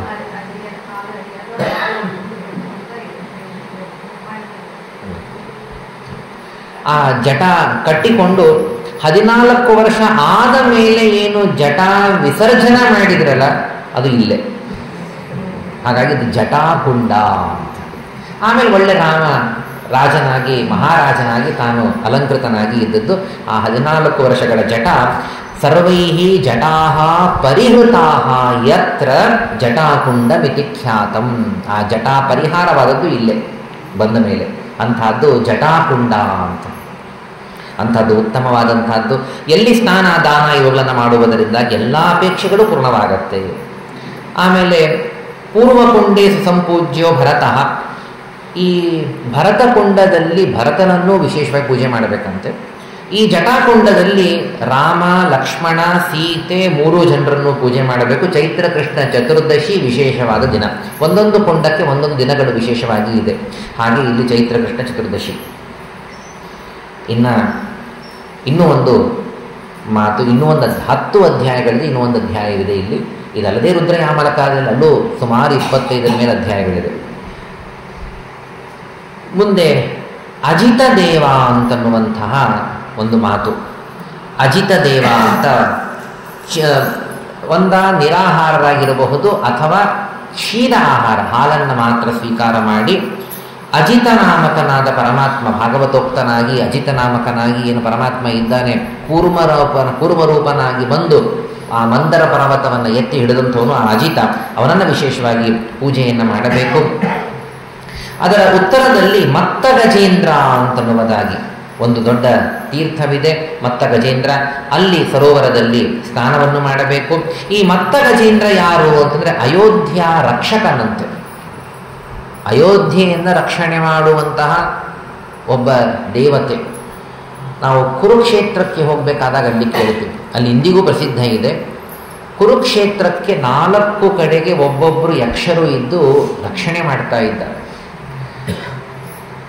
ಇವತ್ತು ಆಫೀಸೋ ಮನೇನೋ ಅದಕ್ಕೆ ಒಬ್ಬರು ವಾಚ್ಮ್ಯಾನ್ ಇರ್ತಾರೆ. ಇಷ್ಟು ದೊಡ್ಡ ಕ್ಷೇತ್ರಕ್ಕೆ ಯಾರೂ ಬೇಡವಾ? ಕ್ಷೇತ್ರ ಸಂರಕ್ಷಕರಾಗಿ ಇದ್ದಾರೆ, ತೀರ್ಥ ಸಂರಕ್ಷಕರಾಗಿ ಇದ್ದಾರೆ. ಅವರನ್ನು ನೆನೆಸ್ಬೇಕಂತೆ ನಾವು. ಇನ್ನೂ ಒಂದು ಕದಾಚಿತ್ ನೆನೆಸದೇ ಇದ್ದಿದ್ದರೆ ಅಪರಾಧ, ನೆನೆಸಿದವರಿಗೆ ವಿಶೇಷ ಪುಣ್ಯನೇ. ನೆನೆಸದೇ ಇದ್ದವರು ಈಗಾದರೂ ನೆನೆಸೋಣ. ಅಯೋಧ್ಯಕ್ಕೆ ಬರಬೇಕಾದಾಗ, ಈಗ ನಿಮ್ಮ ಮನೆಗೆ ಬರಬೇಕಾದಾಗ ನಾನು ಹಾಗೇ ಬಾಗಲನ್ನು ಒಡೆದು ಬಾಗಲು ತೆಗೆದು ಬಂದು ಒಳಗೆ ಸೇರ್ಕೊಂಡು ಬಿಟ್ಟರೆ ಅದು ಅಪಚಾರ ಅಲ್ವಾ, ಅವಮಾನ ಅಲ್ವಾ? ಏನು ಮಾಡಬೇಕು? ಮುಂಚಿತವಾಗಿ ಕೇಳಬೇಕು. ಬೇಡ ಹಾಗೆ ಬರೋದಾದ್ರೂ ಮನೆ ತಟ್ಟಿ ನಿಮ್ಮನ್ನು ಕೇಳಿಕೊಂಡು ನೀವು ಬನ್ನಿ ಅಂತ ಅಂದರೆ ಮನೆ ಒಳಗೆ ಕಾಲಿಡಬೇಕೇ ಹೊರತು ಹಾಗೇ ಕಾಲಿಟ್ಟು ಬಿಟ್ಟರೆ ಅದು ಡೀಸೆನ್ಸಿನೂ ಅಲ್ಲ, ಅದು ಅಪರಾಧನೂ ಹೌದು. ನಾವೆಲ್ಲ ಅಯೋಧ್ಯೆಗೆ ಹಾಗೆ ಬಂದಿವೋ ಏನೋ ಗೊತ್ತಿಲ್ಲ. ಈಗಂತೂ ದೇವರಲ್ಲಿ ಅಪರಾಧವನ್ನು ಅಪರಾಧವಾಗಿದೆ. ಯಾರಿಗೆ? ದೇವರಿಗೂ ಕೇಳಬೇಕು. ಒಂದು, ಇಲ್ಲಿರುವಂತಹ ಯಕ್ಷರೂ ಇದ್ದಾರೆ ಸಂರಕ್ಷಕರಾಗಿ, ಅವರಿಗೂ ಕೇಳಬೇಕು. ನಿಮ್ಮ ಊರಿನಲ್ಲಿ ಕೇಳಿ ಬರಬೇಕಿತ್ತು, ಕೇಳದೆ ಬಂದೀವಿ. ಆದರೆ ನೀವು ತುಂಬ ಒಳ್ಳೆ ಜನ, ಕರುಣಾಮಯರು, ನೀವೇನು ತಪ್ಪು ತಿಳ್ಕೊಳ್ಳೋದಿಲ್ಲ. ಆದರೂ ಆದ ಅಪರಾಧವನ್ನು ಕ್ಷಮೆ ಮಾಡಿ ಅನುಜ್ಞೆ ಕೊಡಿ ಇನ್ನೂ ಹೆಚ್ಚು ದಿನ ಇರುವುದಕ್ಕೆ. ಹೀಗೆ ಮುಂದೆ ಯಾವ ಊರಿಗೆ ಹೋಗ್ತೀವಿ ಅಲ್ಲಲ್ಲಿ ಗ್ರಾಮ ದೇವತೆ ಅಂತ ಇರ್ತಾರೆ. ಕ್ಷೇತ್ರ ದೇವತೆ ಅಂತ, ಕ್ಷೇತ್ರ ಸಂರಕ್ಷಕ ದೇವತೆಗಳು ಅಂತಿರ್ತಾರೆ. ಅವರೆಲ್ಲರಿಗೂ ಕೂಡ ಹೆಸರು ನಮಗೆ ಗೊತ್ತಿರೋದಿಲ್ಲ ನಿಜ. ಸಾಮಾನ್ಯವಾಗಿ ನೀವು ಯಾರಿದ್ದೀರೋ ನಿಮಗೆ ನಮೋ ನಮಃ ಅಂತ ನಮಸ್ಕಾರ ಮಾಡಬೇಕು. ಊರಿಗೆ ನಮಸ್ಕಾರ ಮಾಡಬೇಕು. ಊರಿಗೆ ಅಂದರೆ ಆ ಊರಿನ ದೇವತೆಗಳಿಗೆ ನಮಸ್ಕಾರ ಮಾಡಬೇಕು. ಮಾಡಿ ಹೆಜ್ಜೆ ಇಡಬೇಕು. ತಿರುಗಿ ನಮ್ಮ ಊರಿಗೆ ಹೋಗೋದಾದರೆ, ಮೈಸೂರಿಗೆ ತಿರುಗಿ ಹೋಗುವುದಾದರೆ ಅಲ್ಲಿ ಚಾಮುಂಡಿ ದೇವಿಗೂ ನಮಸ್ಕಾರ ಮಾಡಿ ಹೆಜ್ಜೆ ಇಡಬೇಕು. ಅವರವರ ಊರಿನ ಯಾವ ಗ್ರಾಮ ದೇವತೆಗಳೋ ಗೊತ್ತಿದ್ರೆ ಅವರಿಗೆ ನಮಸ್ಕಾರ, ಇಲ್ಲ ಸಾಮಾನ್ಯಾಕಾರವಾಗಿ ನಮಸ್ಕಾರ. ರಕ್ಷಣೆ ಮಾಡುವಂಥವರು ಇರ್ತಾರೆ, ನಮಸ್ಕಾರ ಮಾಡಬೇಕು. ಇಲ್ಲದೇ ಇದ್ದರೆ ಅಪಚಾರವಾಗತ್ತೆ, ಅದು ಒಂದು ಪಾಪಕ್ಕೆ ಕಾರಣವಾಗತ್ತೆ. ಅದು ನುಗ್ಗಿ ಬಿಟ್ಟಂಗೆ ಮನೆಯೊಳಗೆ ನಾವು ನುಗ್ಗಬಾರದು. ಹಾಗೆ ಇಲ್ಲೂ ಕೂಡ ಏನೊಂದು ನಾವು ಕೇಳಿದ್ವಿ, ಅಲ್ಲಿ ಮತ್ತ ಗಜೇಂದ್ರ ಅಂತ ಒಬ್ಬ ಯಕ್ಷ. ಅವನು ಈ ಮತ್ತ ಗಜೇಂದ್ರ ಅಂತನೋನು ಆ ಸ್ನಾನದಲ್ಲೂ ಹಾಗೆ ಬರ್ತದೆ. ಸ್ನಾನದಲ್ಲೂ ಕೂಡ ಯನ್ಮಯ ದೂಷಿತಂ ತೋಯಂ ಶಾರೀರ ಮಲ ಸಂಭವಾತ್ ತದ್ದೋಷ ಪರಿಹಾರಾರ್ಥಂ ಯಕ್ಷ್ಮಾಣಂ ತರ್ಪಯಾಮ್ಯಹಂ. ಸ್ನಾನ ಮಾಡಬೇಕಾದ್ರೆ ಸ್ನಾನ ಮಾಡ್ತೇವೆ, ಮೈಯ ಹೊಲಸು ನೀರಲ್ಲಿ ಹೋಗ್ತದೆ ಸಹಜವಾಗಿ. ಆ ಹೊಲಸು ಹೋದಾಗ ನಾವು ಅಪಚಾರ ಮಾಡಿದಂತೆ ಅಲ್ವಾ. ನಿಮ್ಮ ಮನೆಗೆ ಬರ್ತೀನಿ, ಸ್ವಲ್ಪ ಮಣ್ಣು ಹಾಕಿ ಹೋಗ್ತೀನಿ ಅಂದರೆ ಏನು ಅಸಹ್ಯ ಅದು. ನಿಮ್ಮ ಮನೆಗೆ ಬಂದು ಹೊಲಸು ಮಾಡಿ ಹೋಗ್ತೀನಿ ಅಂತಂದರೆ ಬೇಸರವಾಗೋದಿಲ್ವ? ಅದು ಯಕ್ಷರು ಎಲ್ಲ ಕಾಯ್ತಾ ಇರುವಂತಹ ನೀರು, ಅದು ದೇವತೆಗಳ ನೀರು. ಅದು ಅಲ್ಲಿ ಬಂದು ನಾವು ಸ್ನಾನ ಮಾಡಿ ಹೋಗ್ತೀವಿ ಅಂದರೆ ಹೊಲಸು ಮಾಡಿದಂತೆ ಆಗೋದಿಲ್ವ? ಮತ್ತು ಬಿಟ್ಟು ನಮಗೆ ಉಪಾಯವೂ ಇಲ್ಲ. ಆದ್ದರಿಂದಾಗಿ ಕ್ಷಮೆಯನ್ನು ಮಾತ್ರ ಯಾಚನಾ ಮಾಡಬೇಕು. ಅವರಿಗೊಂದು ತರ್ಪಣ, ಅವರಿಗೊಂದು ಅರ್ಘ್ಯವನ್ನು ಅವರಿಗೆ ನಾವು ಕೊಡಬೇಕು. ಹಾಗೆ ಈ ಎಲ್ಲ ದೇವತಾ ಚಿಂತನ ಸರ್ವಕಾಲದಲ್ಲಿ ಇರಬೇಕಾದಂಥದ್ದು. ಇಲ್ಲಿ ಅಯೋಧ್ಯಾಕ್ಕೆ ಯಕ್ಷ ರಕ್ಷಕ ಯಾರು ಅಂದರೆ ಹೆಸರನ್ನು ನೆನಪಿಟ್ಟುಕೊಳ್ಳೋಣ, ಮತ್ತ ಗಜೇಂದ್ರ ಅಂತ. ಮತ್ತ ಗಜೇಂದ್ರ ಅಂತ ಅಯೋಧ್ಯ ರಕ್ಷಕ. ಅಯೋಧ್ಯದಲ್ಲೇ ಸೇರಿಬಿಟ್ಟಿವಿ ಆಗಲೇ. ಆ ಮತ್ತ ಗಜೇಂದ್ರನನ್ನು ನಮಸ್ಕರಿಸೋಣ, ಅನುಜ್ಞೆಯನ್ನು ಕೇಳೋಣ. ಕದಾಚಿತ್ ಅನುಜ್ಞಾ ಕೇಳದೆ ಬಂದಿದ್ದಕ್ಕಾಗೂ ಕೂಡ ಸ್ವಲ್ಪ ಉಪವಾಸಾದಿಗಳಾಗಿರಬಹುದು. ಈಗ ಚಿಂತೆ ಇಲ್ಲ, ಒಳ್ಳೆ ವ್ಯವಸ್ಥೆ ಆಗತ್ತೆ. ಸ್ಥಾನಂ ಮತ್ತ ಗಜೇಂದ್ರಸ್ಯ ವರ್ತತೆ ನಿಯತಂ ವ್ರತ ತದಗ್ರೇ ಸರಸಿ ಸ್ನಾತ್ವ. ಆ ಅಯೋಧ್ಯ ರಕ್ಷಕ ನವರಾತ್ರಿ ಪಂಚಮಿ ವಿಶೇಷವಾಗಿ ಈ ಮತ್ತ ಗಜೇಂದ್ರನ ಪೂಜೆ ಉತ್ಸವ ಎಲ್ಲ ಮಾಡ್ತಾರೆ. ಅಂಥದ್ದು ಇಲ್ಲಿ ಇರುವಂಥದ್ದು. ದಕ್ಷಿಣ ಭಾಗದಲ್ಲಿ ಸುರಸ ಅಂತ ಹೆಸರಿನ ಒಬ್ಬ ರಾಕ್ಷಸಿ ಇದ್ದಾಳಂತೆ. ರಾಕ್ಷಸಿ ಅಂದರೆ ಅಯ್ಯೋ ಅಂತ ಅನ್ಬೇಕಾಗಿಲ್ಲ, ವಿಷ್ಣು ಭಕ್ತ ಇವಳು. ಅಂತಹ ರಾಕ್ಷಸಿ ವಿಷ್ಣು ಭಕ್ತಳು. ಇವಳು ಸಿದ್ಧಿದಾಯಕಳಾಗಿ ಇದ್ದಾಳಂತೆ. ಆ ಈಗ ನಾವು ಕೇಳಿದ್ವಲ್ಲ ಅಂತಹ ಮತ್ತ ಗಜೇಂದ್ರನ ದಕ್ಷಿಣ ದಿಕ್ಕಿನಲ್ಲಿ ಅವಳನ್ನು ಪೂಜೆಯನ್ನು ಮಾಡಬೇಕು. ಇವಳು ಲಂಕಾಸ್ಥಾನಾದಿಹಾನೀತ. ಆ ಸುರಸ ಅನ್ನುವಂತಹ ಏನು ರಾಕ್ಷಸಿ ಇದ್ದಾಳೆ, ಲಂಕೆಯಿಂದ ಇಲ್ಲಿ ಬಂದಿದ್ದಂತೆ. ರಾಮ ತಾನು ಕರ್ಕೊಂಡು ಬಂದನಂತೆ. ಇದು ಒಂದು ಹೊಸ ಕಥೆ ಇದೆ. ರಾಮ ಲಂಕೆಯಿಂದ ಬರಬೇಕಾದಾಗ ಈ ರಾಕ್ಷಸಿಯನ್ನು, ವಿಷ್ಣು ಭಕ್ತೆಯಾದಂತಹ ರಾಕ್ಷಸಿಯನ್ನು, ಸುರಸ ಅನ್ನುವ ರಾಕ್ಷಸಿಯನ್ನು ಕರ್ಕೊಂಡು ಬಂದು ಇಲ್ಲೇ ಸ್ಥಾಪನೆ ಮಾಡಿದನಂತೆ. ರಕ್ಷಾರ್ಥಂ ನಿಯತಂ ವ್ರತೈಹಿ ಸಂಪೂಜ್ಯ ವಿಧಿವತ್ ತಸ್ಯಾಹ ದರ್ಶನಂ. ಅಂತಹ ಆ ರಾಕ್ಷಸಿಯನ್ನು, ಸುರಸ ಅನ್ನುವವಳನ್ನು ರಾಮದೇವರೇ ಕರ್ಕೊಂಡು ಬಂದದ್ದನ್ನು ಅವಳನ್ನು ಮತ್ತೆ ಪೂಜೆಯನ್ನು ಮಾಡಬೇಕು. ಚೆನ್ನಾಗಿ ದರ್ಶನವನ್ನು ಕೂಡ ಮಾಡಿಕೊಳ್ಳಬೇಕಂತೆ. ಇವರೆಲ್ಲರ ದರ್ಶನ ಮಾಡಿಕೊಳ್ಳಬೇಕು. ಹೀಗಿದೆ ನವರಾತ್ರಿ ತೃತೀಯದಲ್ಲಿ ವಿಶೇಷವಾಗಿ ಅವರ ಉತ್ಸವ ಪೂಜೆ ಅಂತನ್ನೋದು ನಡೆಯುತ್ತೆ. ಉತ್ತಮವಾದ ಸುಖ ಸಂತಾನ ಸಿದ್ಧಿಗಾಗಿ ಇವರ ಪೂಜೆಯನ್ನು ಕೂಡ ವಿಶೇಷವಾಗಿ ಮಾಡಬೇಕಂತೆ. ಒಂದು ಮಾತು ಬರ್ತದೆ, ಗರ್ಭಿಣಿ ಸ್ತ್ರೀಯರು ಕೂಡ ಇವರನ್ನು ನೆನೆಸಬೇಕಂತೆ. ಹಿಮವತ್ಯುತ್ತರೇ ಪಾರ್ಶ್ವೆ, ಅದರಲ್ಲಿರುವಂತಹ ಮಾತು, ಹಿಮವತ್ಯುತ್ತರೇ ಪಾರ್ಶ್ವೆ ಸುರಥ ನಾಮ ಯಕ್ಷಿಣಿ ತಸ್ಯಾಹ ಸ್ಮರಣ ಮಾತ್ರೇಣ ವಿಶಲ್ಯ ಗರ್ಭಿಣಿ ಭವೇತ್ ಅಂತನೋ ಮಾತು ಒಂದು ಇದೆ. ಧರ್ಮಸಿಂಧುವನ್ನೆಲ್ಲ ಕಾಣ್ತೀವಿ. ಹಾಗೆ ಉತ್ತಮ ಸಂತಾನ ಸಿದ್ಧಿಯೂ ಕೂಡ ಇವರಿಂದ ಆಗತ್ತೆ ಅಂತನ್ನುವ ಮಾತು. ಅಲ್ಲಿಂದ ಪಶ್ಚಿಮ ಭಾಗದಲ್ಲಿ ಪಿಂಡಾರಕ ಅಂತ ಒಂದು. ಈ ಪಿಂಡಾರಕ ಬೇರೆ. ದ್ವಾರಕಾದ ಹತ್ತಿರದಲ್ಲಿರುವಂತಹ ಪಿಂಡಾರಕ ಕ್ಷೇತ್ರ ಅದು ಬೇರೆ. ಯಾವ ಪಿಂಡಾರಕ ಕ್ಷೇತ್ರ ನಾವು ಕೇಳುವಂತಹದ್ದು, ದ್ವಾರಕಾ ಹತ್ತಿರದಲ್ಲಿ ಎಲ್ಲ ಯಾದವರೆಲ್ಲರೂ ಕೂಡ ಅಲ್ಲಿಗೆ ಹೋಗಿದ್ರು. ಅವರಿಗೆಲ್ಲ ಋಷಿ ಮುನಿಗಳು ಶಾಪ ಕೊಟ್ಟರು, ಸಾಂಬನಿಗೆ ಹೆಣ್ಣು ವೇಷ ಹಾಕಿದ್ರು ಅನ್ನುವ ಏನು ಕಥೆ ಇದೆ. ಅದು ನಡೆದದ್ದು ಪಿಂಡಾರಕ ಕ್ಷೇತ್ರ ದ್ವಾರಕಾ ಹತ್ರ. ಅದು ಬಹಳ ದೂರ ಇಲ್ಲಿಂದ. ಇದು ಪಿಂಡಾರಕ ಅಂತ ಒಬ್ಬ ವ್ಯಕ್ತಿ, ಅವನಿಂದ ಇದು ಕ್ಷೇತ್ರ. ವೀರಃ ಪರಮಪೌರುಷಃ ಪೂಜನೀಯ. ಆ ಪಿಂಡಾರಕನನ್ನು ಕೂಡ ಇಲ್ಲಿ ವಿಶೇಷವಾಗಿ ಪೂಜೆಯನ್ನು ಮಾಡಬೇಕು. ಯಸ್ಯ ಪೂಜಾವಶಾನ್ ನೃಣಾಂ ಸಿದ್ಧಯ, ಇವನ ಪೂಜೆ ಮಾಡೋದ್ರಿಂದ ಸಿದ್ಧಿಗಳೆಲ್ಲವೂ ಕೂಡ ಸಿಗತ್ತೆ. ಪಿಂಡಾರಕನನ್ನು ವಿಶೇಷವಾಗಿ ಪೂಜೆಯನ್ನು ಮಾಡಬೇಕು ಅಂತನ್ನುವ ಮಾತನ್ನು. ಅವನ ಪಶ್ಚಿಮ ಭಾಗದಲ್ಲಿ ವಿಘ್ನೇಶ ಅಂತ ಇದ್ದಾನೆ, ಅವನನ್ನು ಪೂಜೆ ಮಾಡೋದ್ರಿಂದ ವಿಘ್ನವೇ ಬರುವುದಿಲ್ಲ. ಅವನ ಈಶಾನದಲ್ಲಿ, ಆ ವಿಘ್ನೇಶನ ಈಶಾನ ಭಾಗದಲ್ಲಿ, ನಾವು ಇಲ್ಲಿ ಹತ್ತಿರಕ್ಕೆ ಬರ್ತಾ ಇದ್ದೇವೆ, ಆ ವಿಘ್ನೇಶನ ಈಶಾನ ಭಾಗದಲ್ಲಿ, ಈಶಾನ ಭಾಗ ಅಂತಂದರೆ ಇವತ್ತು ಏನು ರಾಮ ಜನ್ಮಭೂಮಿ ಇದೆ ಅದರ ನೈಋತ್ಯ ಭಾಗದಲ್ಲಿ, ಈಶಾನ್ಯದ ಪೂರ್ಣ ಆಪೋಸಿಟ್ಟು ಅಂತಂದರೆ ನೈಋತ್ಯ ಭಾಗದಲ್ಲಿ ವಿಘ್ನೇಶ್ವರ ಇರೋದು. ವಿಘ್ನೇಶ್ವರನ ಈಶಾನ್ಯ ಭಾಗದಲ್ಲಿ ತಸ್ಮಾತ್ ಸ್ಥಾನತ ಐಶಾನೆ ರಾಮ ಜನ್ಮ ಪ್ರವರ್ತತೆ ಜನ್ಮಸ್ಥಾನಮಿದಂ ಪ್ರೋಕ್ತಂ ಮೋಕ್ಷಾದಿ ಫಲ ಸಾಧನಂ ಅಂಥೇಳಿ ರಾಮ ಜನ್ಮಭೂಮಿ ಅಂತ ಪ್ರಸಿದ್ಧವಾದದ್ದು. ಇದು ವಿಶೇಷ ರಾಮನ ಜನ್ಮಭೂಮಿಯನ್ನು ಪುರಾಣ ಹೇಳುತ್ತೆ. ಇಲ್ಲ ಸಾಮಾನ್ಯವಾಗಿ ಡೇಟ್ ಆಫ್ ಬರ್ತ್ ನೆನಪಿಟ್ಟುಕೊಂಡಿರುತ್ತಾರೆ. ಇವತ್ತು ನಮ್ಮಲ್ಲಿ ಪ್ಲೇಸ್ ಆಫ್ ಬರ್ತು ಊರು ಹೇಳಿಬಿಡುತ್ತಾರೆ. ಊರಿನಲ್ಲಿ ಇಂಥ ಮನೆಯಲ್ಲಿ ಇಂತಹ ಒಂದು ರೂಮಿನಲ್ಲಿ ಈ ಒಂದು ಇಂಥ ಕಡೆಗೆ ಹೀಗೆ ಹೇಳೋ ಕ್ರಮ ಬಹಳ ಇಲ್ಲ. ಯಾಕೆಂದರೆ ಅಪ್ರಧಾನ ಅಮುಖ್ಯ ಜನ ಆದ್ದರಿಂದ, ಬಹಳ ದೊಡ್ಡ ವ್ಯಕ್ತಿ ಆದ್ದರಿಂದಾಗಿ ರಾಮನ ಜನ್ಮಸ್ಥಾನವನ್ನು ಹೇಳುತ್ತೆ. ಎಲ್ಲ ಕ್ರಮದಿಂದ ಇಷ್ಟು ಹೇಳಿ ರಾಮನ ಜನ್ಮಭೂಮಿಯನ್ನು ಹೇಳಿದೆ. ಅದಕ್ಕಾಗಿಯೇ ಇಷ್ಟು ಹೋರಾಟ ನಡೆದದ್ದು, 500 ವರ್ಷದ ಹೋರಾಟ ನಡೆದದ್ದು. ಇದೇ ಇಷ್ಟು ಮಹತ್ವ ಇದೆ. ಆದ್ದರಿಂದ ಇದೇನೋ ಕ್ಯಾಶುವಲ್ ಅಲ್ಲ, ಹೀಗಾಗಿ ಎಷ್ಟು ಮಹತ್ವದ್ದು. ಜನ್ಮಸ್ಥಾನವಿದಂ ಪ್ರೋಕ್ತಂ ಮೋಕ್ಷಾದಿ ಫಲ ಸಾಧನಂ.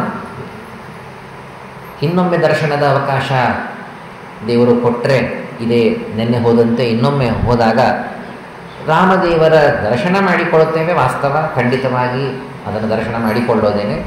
ಆದರೆ ಜತೆಗೆ ಆ ಸ್ಥಾನದ ಬಗ್ಗೆ ತುಂಬ ಮನಸ್ಸಿನಲ್ಲಿ ಶ್ರದ್ಧೆಯನ್ನು ತುಂಬಿಕೊಳ್ಳೋಣ. ರಾಮನ ಜನ್ಮವಾದ ಸ್ಥಾನ ಅಂತ, ಹಾಗಾಗಿ ವಿಶೇಷವಾದಂಥದ್ದು. ವಿಘ್ನೇಶ್ವರಾತ್ ಪೂರ್ವಭಾಗೆ ವಾಸಿಷ್ಠಾತ್ ಉತ್ತರೇ ತಥಾ ಲೋಮಶಾತ್ ಪಶ್ಚಿಮೇ ಭಾಗೆ ಜನ್ಮಸ್ಥಾನಂ ತತಸ್ಮೃತಂ.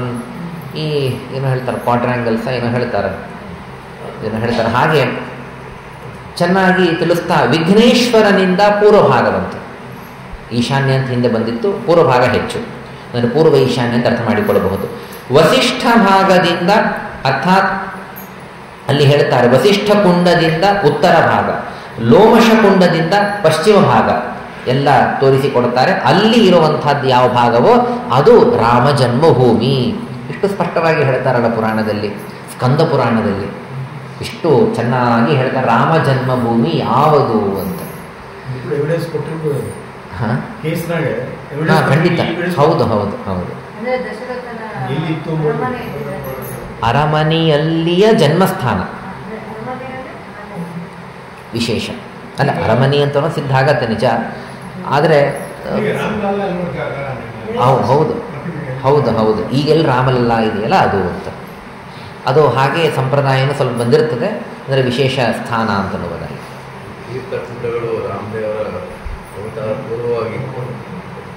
ತೀರ್ಥಗಳು ಹೌದು ಹೌದು ಹೌದು ಎಲ್ಲ ತೀರ್ಥಗಳೆಲ್ಲ ಮುಂಚಿತವಾಗಿ.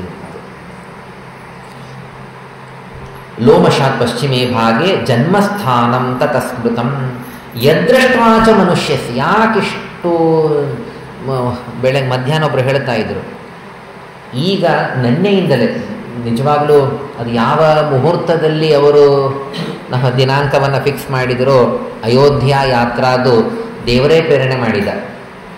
ನೆನ್ನೆ ರಾಮಪಥ ಓಪನ್ ಆಗಿತ್ತು. ರಾಮಪಥ ಅಂತೇನಿದೆ ಅಂದರೆ ಆ ಮೇನ್ ರೋಡ್ ಓಪನ್ ಆದದ್ದು ನೆನ್ನೆ. ಮೊನ್ನೆ ತನಕನೂ ಕೂಡ ಅಲ್ಲಿ ಹೇಳ್ತಾ ಇದ್ರು ಒಂದು ದಿನದಲ್ಲಿ ಇಲ್ಲಿ ಮ್ಯಾಕ್ಸಿಮಮ್ ಕೆಪಾಸಿಟಿ ಎಷ್ಟು ಆಂಟಿಸಿಪೇಟ್ ಮಾಡಿದ್ದಾರೆ ಅಂದರೆ 10 ಲಕ್ಷ ಜನಕ್ಕೆ ದರ್ಶನ ವ್ಯವಸ್ಥೆ ಆಗುವಷ್ಟು ಮಾಡಿದ್ದಾರೆ. 10 ಲಕ್ಷ ಜನ ಬಂದರೂ ದರ್ಶನ ಸುಲಲಿತವಾಗಿ ಆಗಬಹುದು ಅಂತ ಆಂಟಿಸಿಪೇಟ್ ಮಾಡಿದ್ದಾರೆ. ಆದರೆ 1.5 ಕೋಟಿ ಜನ ಆಗಿದ್ರಂತೆ. ಅದನ್ನು ಫೋಟೋನೇ ತೋರಿಸಿದ್ರು, ಮೊಬೈಲ್ದಲ್ಲೇ ಇಲ್ಲಿ ತೋರಿಸಿದ್ರು ಫೋಟೋನ.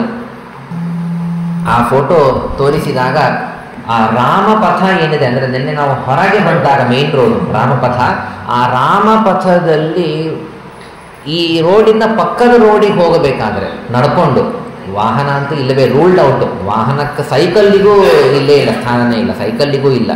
ನಡ್ಕೊಂಡು ಈ ರೋಡಿಂದ ಆ ರೋಡಿಗೆ ಹೋಗಬೇಕಾದ್ರೆ 5 ಕಿಲೋಮೀಟರ್ ಸುತ್ತಕೊಂಡು ಹೋದ್ರೇ ಪಕ್ಕದ ರೋಡು, ದಾಟುವಂತೆ ಇಲ್ಲ, ಹಾರುವಂತೆ ಇಲ್ಲ, ಪಕ್ಕದ ರೋಡು. ನೀವು ಬಂದಿದ್ರಾ? 6 ಕಿಲೋಮೀಟರ್ಸ್. ಅದೇ ಅವ್ರು ಹೇಳಿದ್ರು ನನ್ನ, ಇಷ್ಟು ಇದ್ದದ್ದು ಇಲ್ಲಿ. ಏನು ಫೋಟೋ ತೋರಿಸಿದ್ರು ಅವರು, ಏನಿತ್ತು ರಶ್ಶು. ಆ ರಾಮಪಥ ಮೊನ್ನೆ ತನಕನೂ ಕ್ಲೋಸ್ ಇತ್ತು, ನಿನ್ನೆ ಓಪನ್ ಆಗಿದೆ, ನಿನ್ನೆ ಈ ಜ್ಞಾನ ಸತ್ರ ಶುರುವಾಗಿದೆ. ಟೈಮಿಂಗ್ ಎಲ್ಲ ರಾಮದೇವರೇ ಫಿಕ್ಸ್ ಮಾಡಿರ್ತಾರೆ ಎಲ್ಲನೂ ಕೂಡ. ಅಲ್ಲ, ಇಷ್ಟು ಜನ ಯಾಕೆ ಬಂದರು ಅಂತ ಪ್ರಶ್ನೆ. 1.5 ಕೋಟಿ ಜನ, ಇನ್ನೂ ಅನೇಕ ಕೋಟಿಗಳು, ಅದು ಒಂದು ದಿನ ಅಂತ ಬಂದದ್ದು. ಹೀಗೆ ಎಲ್ಲ ಓವರಾಲ್ ಲೆಕ್ಕ ಹಾಕಿದರೆ ಪ್ರಾಯ 7-8 ಏನೋ ಕೋಟಿ ಜನ ಅಂತೇನೋ ಅಂದರು. ಅಷ್ಟು ಜನ ಬಂದಾರಂತಿಲ್ಲ. ಆ 48 ದಿನ ಕುಂಭಮೇಳ ಪ್ರಯಾಗರಾಜದ ಸಂದರ್ಭದಲ್ಲಿ ಆ 48 ದಿನ ಅಲ್ಲಿಯೇ ಸ್ನಾನ ಮಾಡಿಕೊಂಡು ಇಲ್ಲಿಗೆ ದರ್ಶನ ಮಾಡಿಕೊಂಡು ಹೋದದ್ದು ಎಷ್ಟೋ ಒಂದು 7-8 ಕೋಟಿ ಏನೋ, ಒಂದು 10 ಕೋಟಿ ಇರ್ಬೋದು. ಅಲ್ಲಿ 60-70 ಕೋಟಿ ಏನೋ ಹೇಳ್ತಾರೆ, ಇಲ್ಲಿ ಒಂದು 8-10 ಕೋಟಿ ಜನ ಇಲ್ಲಿ ಬಂದು ಹೋಗಾರೆ. ಉಳಿದವ್ರು ಹಾಗೆ ವಾಪಸ್ ಹೋಗಿರ್ಬೋದು. ಅಷ್ಟು ಜನ ಇಲ್ಲಿ ಯಾಕೆ ಬರ್ತಾರೆ? ಏನಿದೆ ಇದರ ಮಹಿಮಾ? ಏನು ಅಷ್ಟು ರಶ್ಶು? ಆರಾಮ್ ಮನೆಯಲ್ಲಿರಬಾರ್ದ ಅಂತ. ಈ ಜನ್ಮ ಯದೃಷ್ಟ್ವಾಚ ಮನುಷ್ಯಸ್ಯ, ಇದನ್ನು ನೋಡೋದರಿಂದ ಗರ್ಭವಾಸ ಜಯೋ ಭವೇತ್. ರಾಮನ ಜನ್ಮಸ್ಥಾನ ನೋಡೋದರಿಂದ ಗರ್ಭವಾಸವನ್ನೇ ಗೆದ್ದು ಬಿಡ್ತಾರಂತೆ, ಮತ್ತೊಮ್ಮೆ ಗರ್ಭದಲ್ಲಿ ಹುಟ್ಟೋ ಪ್ರಸಂಗ ಬರೋದಿಲ್ಲ. ಅಲ್ಲ, ಒಮ್ಮೆ ನೋಡಿದ್ರೆ ಅಷ್ಟು ಸುಲಭ ಏನು ಹಾಗಾದರೆ ಸಂಸಾರ ಗೆದ್ದು ಬಿಡೋದಷ್ಟು ಇಲ್ಲ, ನಿಜ. ಆದರೆ ಇದೂ ಒಂದು ಪುಣ್ಯ ಸೇರ್ಕೊಳ್ಳುತ್ತದೆ, ಬೇಗನೆ ಮೋಕ್ಷವಾಗಲಿಕ್ಕೆ ಇವೆಲ್ಲ ಆ್ಯಡಪ್ ಆಗ್ತಾ ಹೋಗುತ್ತೆ. ಇದು ಒಂದು ವಿಶೇಷ ಪುಣ್ಯ. ಇದನ್ನೆಲ್ಲ ಸ್ಮರಣೆ ಇಟ್ಟುಕೊಂಡು ದರ್ಶನಕ್ಕೆ ಹೋಗೋಣ ಮತ್ತೊಮ್ಮೆ. ವಿನಾ ದಾನೇನ ತಪಸ, ವಿನಾ ತೀರ್ಥೈಹಿ, ವಿನಾ ನಖೈಹಿ, ಇಲ್ಲಿ ದರ್ಶನವಾಗಲಿಕ್ಕೆ ಸಾಧ್ಯನೇ ಇಲ್ಲ. ವಿಶೇಷ ಪುಣ್ಯವನ್ನು ಇಲ್ಲಿ ಮತ್ತೆ ಮಾಡಬೇಕು. ನವಮಿ ದಿವಸೇ ಪ್ರಾಪ್ತಿ, ನವಮಿ ತಿಥಿಯ ದಿನ ಮಾತ್ರ ಇಲ್ಲಿ ಬಹಳ ವಿಶೇಷ ಇದೆ. ರಾಮದೇವರ ದರ್ಶನ, ಆ ಜನ್ಮಸ್ಥಾನದ ದರ್ಶನ ವಿಶೇಷವಾದಂಥದ್ದು. ಅನೇಕ ಫಲಗಳನ್ನು ಹೇಳ್ತಾರೆ. ಜನ್ಮಭೂಮಿಯನ್ನು ನೋಡೋದರಿಂದ ಏನು ಫಲ ಅಂತಂದರೆ, ಕಪಿಲಾಗೋ ವಿಶೇಷ, ಕಪಿಲಾಗೋದಾನ, ಕಪಿಲಾಗೋ 1000 ಕಪಿಲಾಗೋಗಳನ್ನು ಒಂದೊಂದೂ ದಿನ ದಾನ ಮಾಡ್ತಾ ಇದ್ದರೆ ಏನು ಪುಣ್ಯನೋ ಅಷ್ಟು ಪುಣ್ಯ ಜನ್ಮಭೂಮಿಯ ದರ್ಶನದಿಂದ ಬರ್ತದೆ ಅಂಥೇಳಿ. ಆ ರಶ್ ಇದ್ರೂ ಚಿಂತೆ ಇಲ್ಲ, ಜನಗಳು ಬಂದಿದ್ದಾರೆ. ಈಗ ದೇವರು ರಶ್ ಕಡಿಮೆ ಮಾಡಿದ್ದಾನೆ, ಜನ್ಮಸ್ಥಾನ ಹಾಗೇ ಇದೆ. ಸುಲಭವಾಗಿ 20 ನಿಮಿಷ ಅಂತ ಹೇಳ್ತಾ ಇದೆ, 20 ನಿಮಿಷದ ದರ್ಶನ ಮಾಡ್ಕೊಂಡು ಬಂದ್ಬಿಡ್ಬೋದಂತೆ. ನಡೆಯೋದಂತ ಮಾತ್ರ ಹೆಚ್ಚಿದೆ, ಆದರೆ 20 ನಿಮಿಷದ ದರ್ಶನ ಆಗುತ್ತೆ. ಆಶ್ರಮಿ ವಸತಾಂ ಪುಂಸಾಂ ತಾಪಸಾನಾಂಚ ಯತ್ಫಲಂ, ಪ್ರತಿ ವರ್ಷ ಅಗ್ನಿಹೋತ್ರತಃ ರಾಜಸೂಯ ಸಹಸ್ರಾಣಿ. ಶಬ್ದಗಳು ಕೇಳ್ತಾ ಇದ್ದರೆ ಇಷ್ಟು ಪುಣ್ಯನಾ ಅಂತ ಆಶ್ಚರ್ಯವಾಗತ್ತೆ. 1000 ರಾಜಸೂಯ ಯಾಗ, ಪ್ರತಿ ವರ್ಷ ಅಗ್ನಿಹೋತ್ರ, ಇಂಥ ಎಲ್ಲ ಆಶ್ರಮದಲ್ಲಿ ವಾಸ, ಇವೆಲ್ಲ ಮಾಡಿದರೆ ಏನು ಪುಣ್ಯನೋ ಆ ಪುಣ್ಯ ಸಿಗತ್ತಂತೆ ಜನ್ಮಸ್ಥಾನದಲ್ಲಿ, ಈ ಜನ್ಮಸ್ಥಾನದಲ್ಲೇ. ಇನ್ನೂ ಒಂದು ವಿಶೇಷ ಹೇಳಿದರು, ಎಲ್ಲ ದೇವರು ಮಾಡಿಸುವ ವ್ಯಾಪಾರವೇ, ಇಲ್ಲದೇ ಇದ್ದರೆ ಏನೇನೂ ಸಾಧ್ಯ ಇಲ್ಲ. ಮನುಷ್ಯರು ಏನೂ ಮಾಡಲಿಕ್ಕಾಗೋದಿಲ್ಲ, ದೇವರು ಮಾಡಿಸ್ತಾನೆ ಆಗತ್ತೆ. ಒಂದು ಬಹಳ ಆಶ್ಚರ್ಯ ಇವೆಲ್ಲ, ಅಂದರೆ ದೇವರೇ ತಿಳಿಸ್ತಾನೆ ಕೂಡ ಈ ಎಲ್ಲ ಮಾತುಗಳನ್ನು.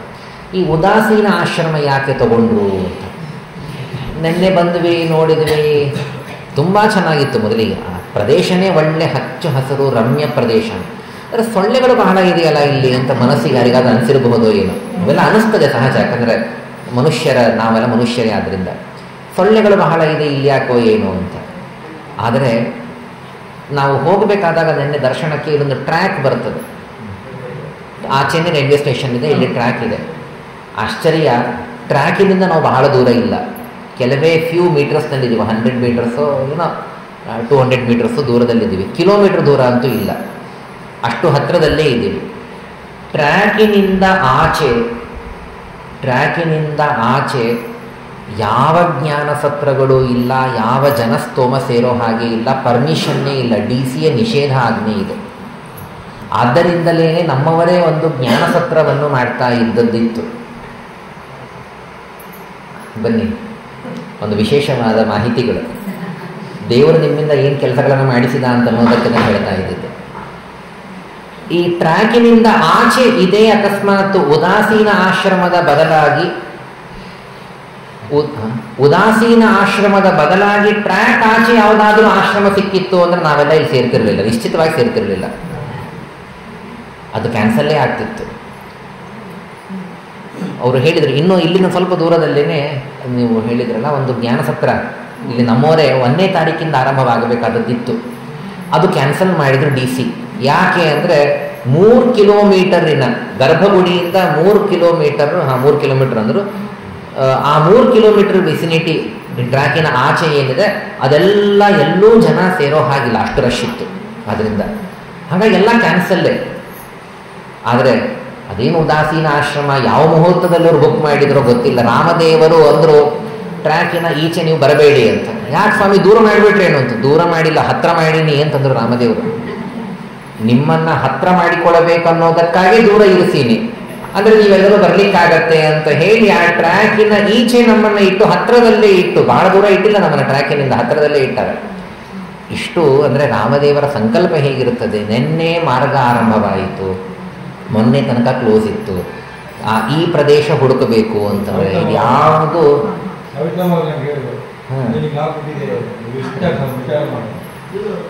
ಅದೇ ಹೌದು ಹೌದು ದೇವರ ದಯ ಅವನ ಕೈಯಲ್ಲಿದೆ, ಯಾವುದು ಮನುಷ್ಯರ ಕೈಯಲ್ಲಿ ಖಂಡಿತವಾಗಿ ಇಲ್ಲ. ದೇವರು ಪ್ರೇರಣೆ ಮಾಡಿದ, ಅವರಿಗೆ ಇದು ಚೆನ್ನಾಗಿ ಅನಿಸ್ತು, ಇದು ಆಶ್ರಮ, ಆ ಆಶ್ರಮ ಚೆನ್ನಾಗಿ ಅನಿಸಿದ್ದು ಅವರಿಗೂ ಹೌದು, ರಾಮದೇವರಿಗೆ ತುಂಬ ಚೆನ್ನಾಗಿ ಅನಿಸ್ತು. ನನ್ನ ಭಕ್ತರು ನೀವೆಲ್ಲ ಬನ್ನಿ, ಸ್ವಲ್ಪ ದೂರದಲ್ಲಿ ಇರಿ, ಅಂದರೆ ನನಗೆ ಹತ್ತಿರ ಆಗ್ತೀರಾ ನೀವು ಅಂತ. ಹೀಗೆಲ್ಲ ಅದೇನು ದೇವರ ಸಂಕಲ್ಪ, ದೇವರ ನೆನೆಸ್ಬೇಕು. ಅಂದರೆ ದಯಾ, ಈ ಜನ್ಮಭೂಮಿ ಏನಿದೆ ಅದರ ದರ್ಶನಕ್ಕಷ್ಟು ಪುಣ್ಯ ಇದೆ, ಸಿಗೋದಿಲ್ಲ ಸುಲಭವಾಗಿ. ಆ ದೇವರು ಕೊಟ್ಟ ಅನುಗ್ರಹ, ದೇವರು ಮಾಡ್ತಾ ಇರುವ ಅನುಗ್ರಹ, ದೇವರದೇ ಎಲ್ಲ ಸರ್ವಸ್ವ ಅಂತನ್ನುವುದನ್ನು ಮತ್ತೆ ಮತ್ತೆ ನೆನೆಸಬೇಕು. ಸರಯೂ ದರ್ಶನದ ಮಹಿಮೆ ಹೇಳುತ್ತಾರೆ.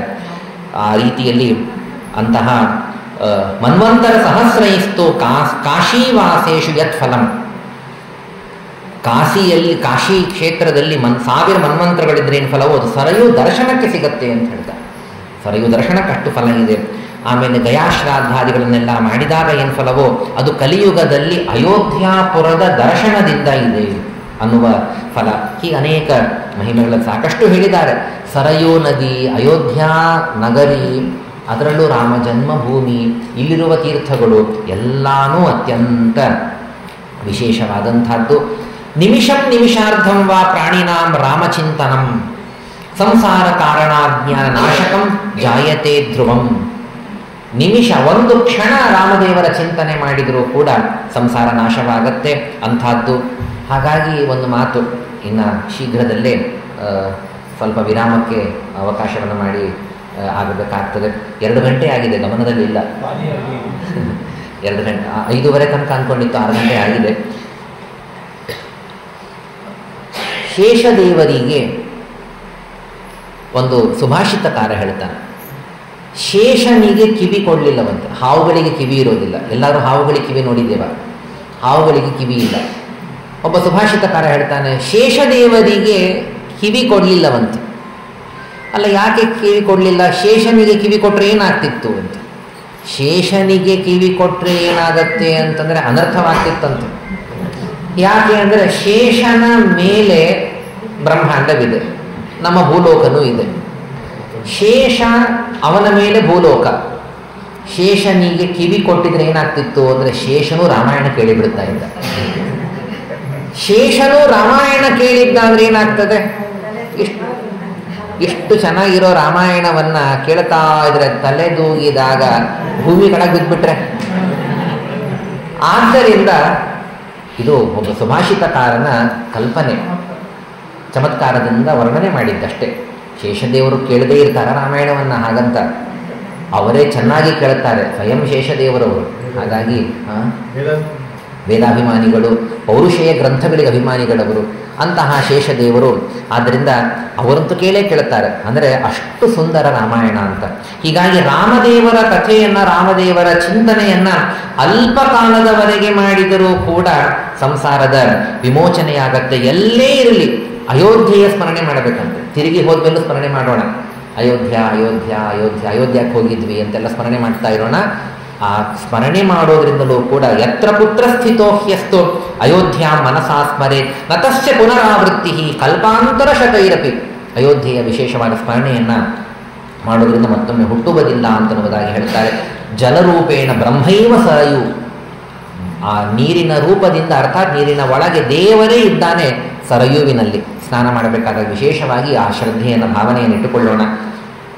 ಇಲ್ಲಿ ನೈವಾತ್ರ ಕರ್ಮಣೋ ಭೋಗ ರಾಮರೂಪೋ ಭವೇನ್ನರಹ, ಎಲ್ಲರಲ್ಲೂ ರಾಮದೇವರು ಇರ್ತಾರೆ. ಇಲ್ಲಿ ರಾಮದೇವರಷ್ಟು ವ್ಯಾಪ್ತರಾಗಿ ಇದ್ದಾರೆ. ಇನ್ನು ಇಲ್ಲಿ ಪಶು ಪಕ್ಷಿ ಮೃಗ ಯಾವುದು ಪಾಪದಿಂದ ಹುಟ್ಟಿದ್ದಲ್ಲ, ಪುಣ್ಯದಿಂದ ಹುಟ್ಟಿದ್ದಂತೆ. ಇಲ್ಲಿ ಹೇಗೆ ವೆಂಕಟಾಚಲದಲ್ಲಿ ದೇವತೆಗಳು ಋಷಿಗಳೆಲ್ಲ ಹುಟ್ಟುತ್ತಾರೆ, ಹಾಗೆ ಇಲ್ಲಿ ಪಾಪದಿಂದ ಯಾರೂ ಕೂಡ ಸ್ಥಾವರರಾಗಿ ಜಂಗಮರಾಗಿ ಹುಟ್ಟೋದಿಲ್ಲ, ಪುಣ್ಯದಿಂದಲೇ ಹುಟ್ಟುತ್ತಾರಂತೆ ಇಲ್ಲಿ. ಅಂಥ ವಿಶೇಷವಾದಂಥದ್ದು. ಇಂತಹ ಇಲ್ಲಿ ಯಾತ್ರಾ ಕ್ರಮದ ಬಗ್ಗೆ ಹೇಳ್ತಾರೆ. ಇನ್ನು ಆ ಪರಿಕ್ರಮದ ಬಗ್ಗೆ ಹೇಳಿದ್ದಾರೆ ಮುಂದೆ. ಅದೊಂದು ಸ್ವಲ್ಪ ವಿಷಯಗಳಿದೆ, ಆದರೆ ಸಾಯಂಕಾಲವಾಗಿದೆ, ಸೂರ್ಯಾಸ್ತವಾಗ್ತಾ ಇರೋದ್ರಿಂದಾಗಿ ಸಂಧ್ಯಾವಂದನಕ್ಕೂ ಅವಕಾಶವಾಗಬೇಕು. ಒಂದು ಅಲ್ಪ ವಿರಾಮ ಇದೆ. ಇನ್ನು ಮತ್ತೆ ಹೇಳುತ್ತೆ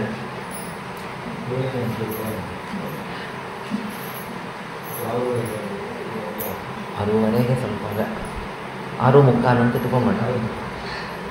6:45 ಈಗ 6:05 ಆಗಿದೆ. 6:45 ಮತ್ತೆ ಪುನಃ ಈ ಯಾತ್ರಾಕ್ರಮ ಹಾಗೂ ರಾಮಾಯಣವನ್ನು ಇನ್ನು ಆರಂಭ ಮಾಡೋಣ. ರುದ್ರಯಾಮಲಕದಲ್ಲಿ ಅಲ್ಲೂ ಅನೇಕ ವಿಷಯಗಳು ಇವೆ, ಕೆಲವೆಲ್ಲ ಇಲ್ಲಿ ಬಂದದ್ದೇ ಅಲ್ಲಿಯೂ ಇದೆ. ಆದ್ದರಿಂದ ಸಾಕಷ್ಟು ಮಹಿಮೆಗಳನ್ನು ಅಯೋಧ್ಯ ಕ್ಷೇತ್ರದ ಬಗ್ಗೆ ಕೇಳಿದ್ದೇವೆ. ಪ್ರಾಯ ಇಡೀ ದಿನವೇ ಅದರ ಬಗ್ಗೆ ಕೇಳಿದಂತೆ ಆಗತ್ತೆ. ಇನ್ನು ಭಾಗವತ ನವಮಸ್ಕಂದದ ಬಗ್ಗೆ ಆಗಬೇಕು. ಪೋರ್ಷನ್ ಬಹಳ ಇಟ್ಕೊಂಡ್ಬಿಟ್ಟಿದ್ದೇವೆ, ಸಮಯ ಅಷ್ಟು ಇಲ್ಲ ನಿಜವಾಗಲೂ. ಅಷ್ಟು ವಿಷಯಗಳಿದೆ, ಕೇಳಿ ಕೇಳಿ ಎಷ್ಟು ಕೇಳಿದರೂ ಕಡಿಮೆಯಾಗತ್ತೆ ಸಮಯ, ಅಷ್ಟು ವಿಷಯಗಳು ಇವೆ. ಅದು ನಮ್ಮ ಸೌಭಾಗ್ಯ, ದೇವರಷ್ಟು ಕೊಟ್ಟಿದ್ದಾನೆ ನಮಗೆ ಶಾಸ್ತ್ರವನ್ನೆಲ್ಲ. ಹಾಗೆ ಮತ್ತೆ 6:45 ಆರಂಭವಾಗುತ್ತೆ. ಈಗ ಸಂಧ್ಯಾದಿ ಕರ್ಮಗಳು ಮತ್ತು ಅಲ್ಪ ಪಾನೀಯ ಇತ್ಯಾದಿಗಳಿದೆ. ಶ್ರೀಕೃಷ್ಣ ಅರ್ಪಣಮಸ್ತು. ಜೈ ಶ್ರೀರಾಮ್.